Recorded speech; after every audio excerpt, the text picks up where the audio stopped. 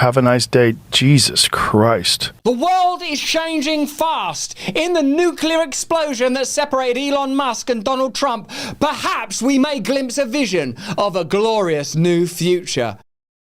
Hello there, you awakening wonders. Thanks for joining me for Stay Free with Russell Brand. Remember, we stream these days at these times. And if you get Rumble Premium, you can see me making live content and you get additional content so you know at depth what I really think and feel about the issues that matter. For example, Elon Musk and Trump spat, even though they seem to be trying to reconcile online. If something doesn't happen online, does it happen at all these days? I see that Musk is reposting Trump, and Trump gave this interview where he addressed the issue of Elon Musk. Now, the question we're asking is, does this split between them reveal a deep incoherence at the heart of the MAGA movement? And does it show us the limitations of mass centralized political movements, whether they are nationalistic or global?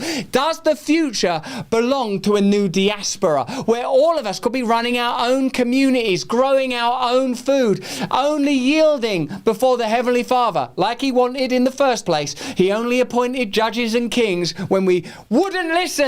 Why won't we listen? Will we finally listen? And do we have the technology now to create not utopia, to hell with that word, but perhaps to repair and prepare for his return? Let's have a look at Trump talking about Musk. Let's try to understand together what this collaboration and conflict tell us about the future of our planet, for surely America's future is all of our future. Let's get into it. Some people, of course, still think that there's something extraordinary going on. Someone points out that Kash Patel and Rogan were conversing, and JD and Theo Von were conversing at the exact moment of the Elon Trump Epstein tweet. Is that an extraordinary coincidence? Can you ever walk back calling someone a paedophile? I don't know. That's a difficult genie to put back in the bottle, isn't it? It's difficult to unspill that titty milk. Let's have a look at Trump answering some questions about Theo. Let's have a no. Trump's not answering questions about Theo Von. I like him. Very good. From the South. Brilliant, lovely hair.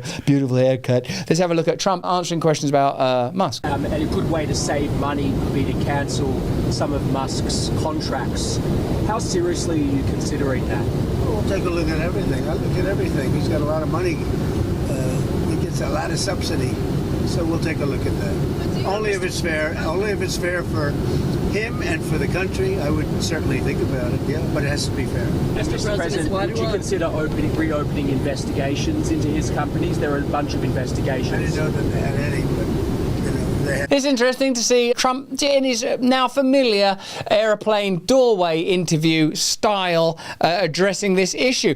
Is it possible that Musk will start a new political party? This is a reference to Andrew Yang, says that he would be up for it, the America Party. First he drops the Epstein reference, then he talks about a new political movement. I suppose if Trump showed us anything, is that the political terrain is rife for hacking and disruption. Now, one of the things that people are pointing out as curious is that the sort of spike, I suppose the peak event in all this is when Elon Musk said that Donald Trump is in the Epstein files. It's likely that Trump will be in the Epstein files. There's loads of footage of him hanging around, you know, pointing at women and stuff like that. Didn't he publicly go on record as saying that Jeffrey Epstein was doing some dodgy stuff? Jeffrey Epstein was not somebody that I respected. I'm not a fan of Jeffrey Epstein. The fact is that the Jeffrey Epstein story is a visible symptom of deep corruption. It's likely that many political figures and leaders are sexually compromised in one of 1,000 ways in order that they can be managed and manipulated by the true power that is obfuscated by the veneer of mass media narratives. Jeffrey Epstein was a crack where for a minute we glimpsed potential truth. I find it very hard to accept Bongino and Kash Patel's revelation. He killed himself. I've seen the whole file. That there's nothing in the files that they've seen, I would offer as a qualifier, that suggests that Epstein did not kill himself. They said it's a suicide, a straightforward suicide. Let me know in the comments and chat if you believe that and what you think about that. And let me know if you think Musk and Trump can ever be reconciled after the Epstein X bomb. Here's a moment where one of my favourite podcasters, and surely yours too, Theo Von, speaks with J.D. Vance, who, let's face it, is the man poised to take over when the Trump era ultimately and eventually and perhaps in the near future, or certainly 2028, ends. So Theo Von is currently, you would have to say, the face of new media, and J.D. Vance is perhaps the face of America's future, unless, the Democrats can get it together, or unless this third party emerges. Let's have a look at this significant moment where the X-bomb dropped. Elon just hit the airwaves today. Bring it up, dude. Oh, man. The fucking shit missile is in the cannon. Okay. Wow. Elon Musk, and you may have heard of him. I've heard of him. Time to drop the really big bomb, right? And I thought this was going to be on Iran. So it's funny. I haven't even seen right? I haven't even seen this one. But he goes, at real Donald Trump is in the Epstein files. This is the real reason they have not been made public. Have a nice day. Nice signature from a South African DJT. Man. Well, here's my basic reaction to like all this stuff is look. First of all, absolutely not. Donald Trump didn't do anything wrong with Jeffrey Epstein. Like the guy is whatever the Democrats and the media says about him, that's totally BS. Here's my basic read on it. First of all, I'm the vice president to President Trump. My loyalties are always going to be with the president. Mm-hmm. And I think that Elon, he's an incredible entrepreneur. He's actually done I think Doge was really good. This sort of effort to root out waste, fraud, and abuse in our country was really good. And look, man, I'm always going to be loyal to the president, and I hope that eventually Elon kind of comes back into the fold. Maybe that's not possible now because he's gone so nuclear. Well, his feelings, but I hope it is, man. His feelings are hurt. Why though? Do you know why? Yeah, I mean, so look, I think number one, Elon's new to politics, right? So his businesses are being attacked nonstop. They're literally like firebombing some of his cars. And by the way, we're looking into a lot of this stuff. I mean, some of that stuff we're looking into is an act of terrorism at the Department of Justice because I think it is an act of terrorism. So I think part of it is this guy got into politics and has suffered a lot for it. But I mean, and I get the frustration there, and I get the frustration that, I mean, look, Congress, you got this spending bill. But the main purpose of the bill is not actually spending or cutting spending, though it does cut a lot of spending. Mm-hmm. The main purpose of the bill is to prevent the biggest tax increase. But I understand, like, it's a good bill. It's not a perfect bill. Like the process in DC, if you're a business leader, you probably get frustrated with that process because it's more, bureaucratic. It's more slow moving. Yeah. So I think there's just some frustrations there. But I really, man, I think it's a huge mistake for him to go after the president like that. And I think that if he and the president are in some blood feud, most importantly, it's going to be bad for the country. But I don't think it's going to be good for Elon either. So it's an interesting political hot potato for people to handle. Let's have a look and see if Joe Rogan and Kash Patel did any better. J.D. Vance, I would say, amidst the new panoply of political powers, is extremely expert in rhetoric and ongoing dialectic. The fact that you can sit so comfortably with Theo Von and handle such a difficult conversation live is an indication this is the sort of modern politician that we're likely to see prevail. Let's have a look at Rogan and Kash Patel. Inconceivable, really, that the head of the FBI would be on the biggest media outlet in the world while such a significant news story broke. Or do you, let me know in the comments and chat, see this as just an ongoing distraction while real power operates at ulterior levels? Let me know what you think. This is going to come up because it's been going on since we've been recording here. Elon and Trump seem to be in a bit of a spat. Joe, you want to check the tweet that Elon just put out a little bit ago? Time to drop the really big bomb. Donald Trump is in the Epstein files. That's the real reason they have not been made public. Have a nice day. Jesus Christ. I'm not participating in any of that conversation between Elon and Have a nice day, DJT. Someone should take his phone away. They're going back and forth about different things. And Listen, he said he was disappointed in Elon. Yeah, he told him to leave. Jesus Christ, that's a crazy thing to say. How does he know? Does he know that Donald Trump is in the Epstein files? Or does he have access to the Epstein files? I don't know how he would, but I'm just staying out of the Trump-Elon thing. That's way outside my lane. What the fuck are they doing?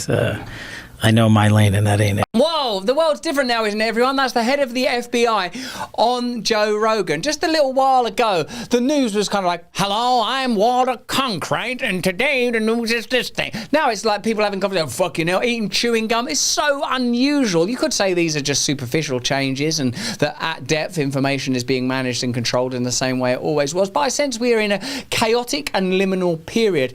In the trickster modality and mentality, it's in the liminal spaces where change happens at dawn or at dusk, when day becomes night or when night becomes day. In these transitional moments, new power may emerge. And I believe this is what we're experiencing now. That's why there are such peculiar conversations and unusual figures, giant personalities, and extraordinary ruptures and fissures. This isn't happening in quite the same way in Europe, but in your country, in your novel and extraordinary country, we are experiencing something that will truly, and in the literal Foucaultian sense, come to be regarded as apocal. The emergence of new powers using new tools to reach new audiences, create new dominions and constituencies. Let me know what you think about that in the comments and chat. And let's have a look at this article from Spiked, which gives us some different insight on the future of populism, because that's what we're discussing now. For a while, we were in the neoliberal social democratic era. That era has come to an end. In a sense, global imperialism is collapsing and imploding, held up only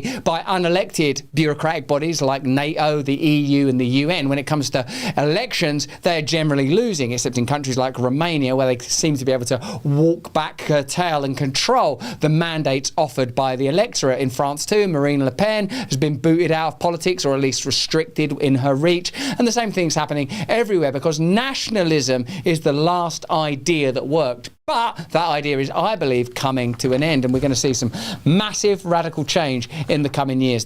What are you doing? Drinking coffee that looks like it's been farted out of the arse of Greta Thunberg? I've just had a cup of 1775 and now I'm vibrating on such a high frequency that Terence McKenna's machine elves are telling me how to do this advert. Man, it's completely possible that these entities and beings are interfacing with us right now. This isn't your Nan's free dried sadness in a tin. This isn't the dregs of a wrung out sanitary product. This is real coffee. You don't sip it, you experience it. It breaks into your subconscious like a caffeinated raccoon rifling through the flaming garbage and screams, "Rise, you beautiful dumpster wizard." History isn't going to rewrite itself. 1775 coffee is single origin, high altitude, organic, small batch roasted beans. This coffee makes you feel seen, makes you feel alive, makes you feel like charging into Parliament on horseback with a scroll of forbidden knowledge and a cinnamon stick. So if you're drinking something brewed for equity, packaged for compliance and roasted for softness, spit it out. Get yourself a proper brew, Bonnie Blue. Spit it out fast. Go to 1775coffee.com/brand and lock in on their starter kit with free coffee and merch.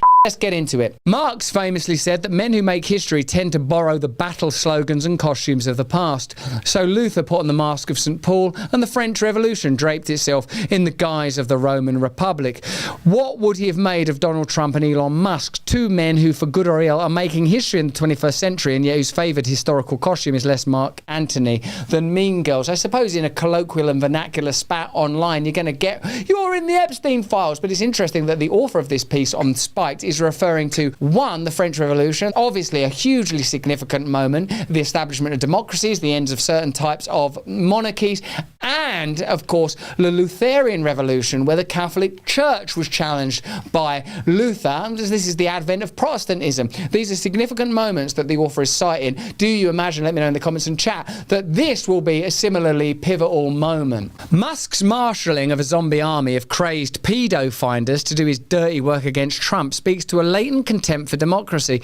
Lacking any real social connection to the good people of the United States, he must rely instead on the most antisocial people on earth. He indicts himself, not Trump, with such degenerate and opportunistic behaviour. Once we've all had our fill of mirth over this DC showdown, we need to break down the Bonapartism of Musk's digital rage against his old friend and leader. Now, of course, he has deleted that post.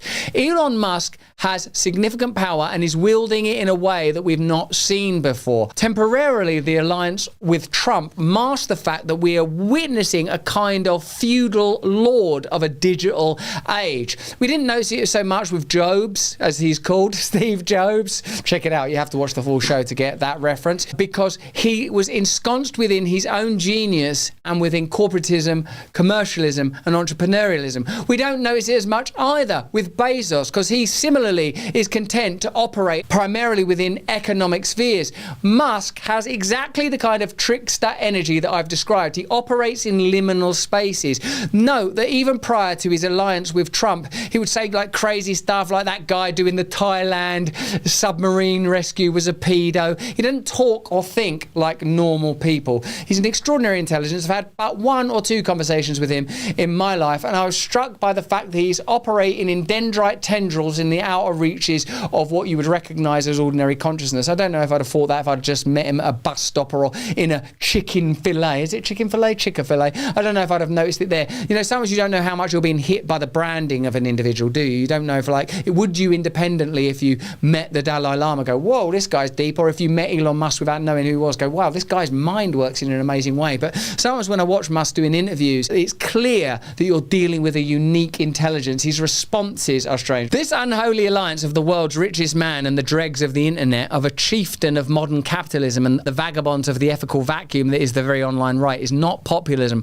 On the contrary, it's the rearguard rage of a powerful capitalist and his dumb as shit minions against the man installed into power by 77 million good working Americans. Neither Trump nor Musk has covered himself in glory in this spat, but Trump has that going for him. He was elected to represent the interests of working Americans, whereas Musk represents little more than his own profit margin. It's interesting analysis if you still believe in democracy, and one of the problems and crises of the recent era is that the detractors of Trump try to walk back the idea of a mandate achieved by the masses. They manipulate elections. It's possible that 2020 was stolen. Who's going to rule that out now with all the stuff that we're learning? They certainly control information, shut down stories that were detrimental to the Biden campaign, and continually use incendiary and inflammatory rhetoric to undermine Trump. At this point, Trump is probably still the best you're gonna get. A kind of individualist entrepreneur who seems to have a fortitude to withstand attacks that most people would implode under. This I can say from some personal experience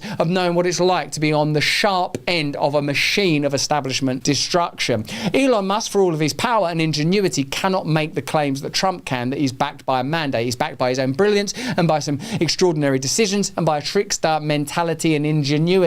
But he does not currently head up a political party, nor does he enjoy the support of a political mandate. Let me know what you think about that in the comments and the chat. Musk has done some good things. His restoration of free speech to Twitter/X has been to the benefit of liberty. His war on state waste was in good spirit, if not always in practice. There are reports of government institutions being scarred with drugs, graffiti, roaches and rats once Musk's auditors were done with them. I guess that's what happens when you deploy game theory weirdos with internet handles like big balls to do the serious business of rethinking the priorities of the state. But he let his ego get ahead of the interests of the American people. He came to fancy himself as America's saviour monarch, as foretold by such post-democratic prophets as Curtis Yarvin. He wanted to be king in a republic. He valued Tesla's shares more than votes concerns, riches more than riffraff. That's the thing. The Trump-Musk flame war speaks to a profound and inherent tension in the MAGA movement, to a clash between the desires of the working masses who have taken a punt on Trumpism and the oligarchs who have attached themselves to it for clout and wealth. But it also reveals a crisis of political sensibility, of political language itself,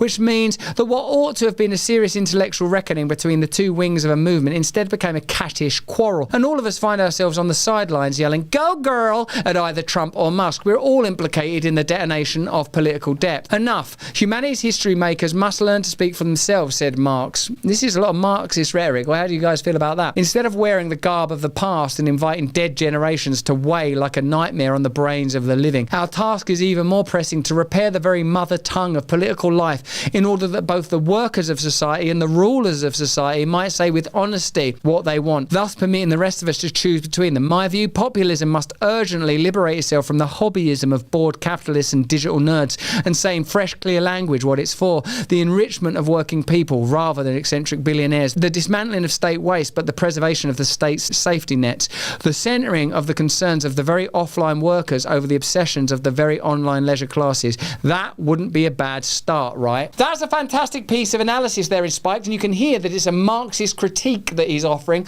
Marx, of course, believes that the state can can solve the problems of society. It's fundamental and primary belief. But the ideas of Marx emerged from an industrial age that is fast collapsing in on itself as the dawn of the AI era is upon us. Which type of oligarchs and leaders are best positioned to benefit from this? It's very interesting what's happening within US government with Palantir right at this very moment. I would say that unless we focus specifically, deliberately and zealously on the very thing that separates us from machines, our spirit, our soul, our subjectivity, unless we're willing to look for new alliances in the current political sphere and boldly venture into territories new, undergirded by spiritual truths, not by popular political disposability, then we are in serious crisis. New elites will leverage AI power to control populations in a way never before dreamed of or experienced and only glimpsed through the renderings of sci-fi dystopia, whether it's your Matrix or your Robocops or your Terminators. The age where true oligarchical control could be asserted could be upon us. If you think the LA riots is a glimpse into Armageddon, you ain't seen nothing yet, baby. This is a time for you to yield within yourself to the only true power, the power of the loving God that gave his life that you may be freed and cleansed from sin. You are alive while this is happening. What a blessing. What a glory. Let's no longer elevate to the status of God's mere men. Let us yield to the God within us now in this very present moment. Let us welcome Jesus Christ, the only true King, into our lives individually and collectively, that his glory may resume. He came first, humble, innocent, vulnerable as a babe, but he will come again in his glory, and that day can't come quick enough for me. But while we await for it, could be in 1,000 years, could be in half an hour, let us live by the virtues and principles that he's bestowed upon us. Kindness, patience, love, and above all else, the acknowledgement that you're broken, I'm broken, Donald Trump is broken, Elon Musk is broken. That's £10 for the privilege. Let us, for heaven's sake, embrace the glory of the Holy One and find a way through this mad, myriad, unending nightmare, which, if we don't surrender to him, will consume us all. But that's just what I think. Let me know what you think in the comments and chat. Get Rumble Premium. If you get Rumble Premium, you get additional content every single week. We stream at these times on Rumble, and I'm going to expect to see you there because it's important stuff that we're doing. In the meantime, if you can, stay free. Hey, thanks for watching. If you want to see more uncensored content where free speech can flourish, join our live stream. Click the link right here to watch the next video if you want to, or become a member of a growing movement. Download the Rumble app and you'll be informed every time we make a new piece of content. Stay free.